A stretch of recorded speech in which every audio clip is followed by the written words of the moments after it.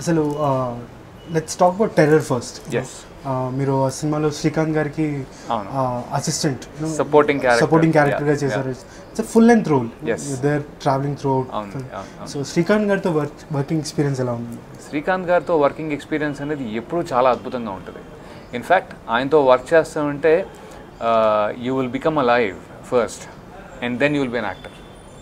So that is the you know situation ఆయన design చేస్తారనమాట. ఆ సిచ్యువేషన్ ఆయన మంచితనంతో, ఆయన ఫ్రీడమ్ తోటి ఫ్రీగా చేయి అన్నట్టుగా ఉంటుంది అక్కడ.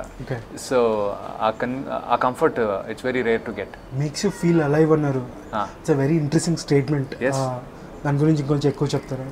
దాని గురించి ఎక్కువ చెప్పడం అంటే స్వతహాగా ఆయన చాలా మంచి మనిషి.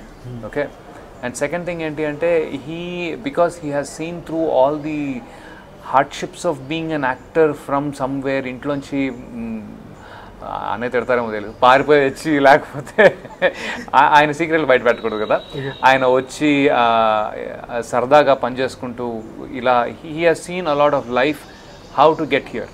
ఓకే, అలాంటి పరిస్థితుల్లో ఆయన పక్కన పనిచేసే వాళ్ళు ఆయన 120 సినిమాలు హీరోగా చేశారు. మనమేమో 10-25 టైప్లో ఒక 25 మూవీస్లో సపోర్టింగ్ రోల్స్ కానీ లేకపోతే యాంటాగనిస్ట్ 1-2 సినిమాలు అలా లీడ్గా ట్రై చేసిన సిచ్యువేషన్ ఏంటి అంటే the exposure what he has, ఆ ఎక్స్పోజర్ ముందు మనకి కొద్దిగా ఒక హెసిటేషన్ ఉంటుంది.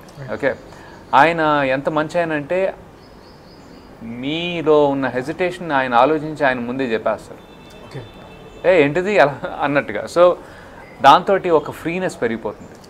When you're free you are more confident. ఒక తప్పు చేసినా పర్లేదు, ఆయన ఫీల్ కారు అంటే తప్పు చేయడానికి మనం భయపడం. ఎప్పుడైతే తప్పు చేయడానికి భయపడమో ప్రోడక్ట్ అప్పుడే బాగా వస్తుంది.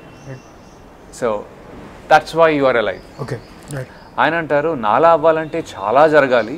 ఓకే, అవి చాలా కష్టంతో కూడుకున్న పని. అంటే you have to do sacrifices చేయాలి.